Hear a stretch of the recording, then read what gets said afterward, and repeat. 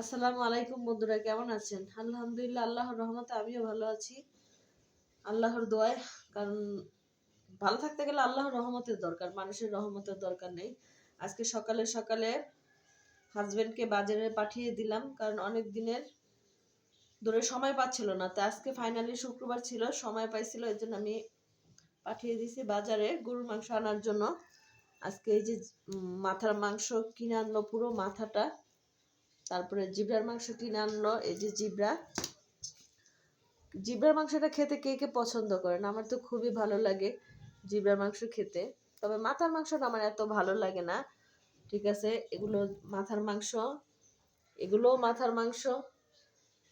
তারপরে এই যে গরুর মাংস কিনে নিয়ে আসলাম, এই যে কলিজা, তারপরে ফ্যাপসা, তারপরে যে গরুর মাংসগুলো। তবে সামনে তো শবে বরাত আসতেছে, রোজা আসতেছে, তাই না?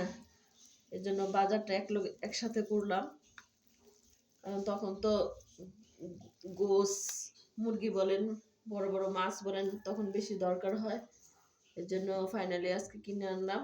কেমন হয়েছে গরুর মাংসগুলো কমেন্ট করে জানাবেন। এগুলো সিনার মাংস সব। আর সিনার মাংস খেতে অন্যরকম একটা মজা, তাই না? আমারও খুব ভালো লাগে সিনার মাংসগুলো খেতে।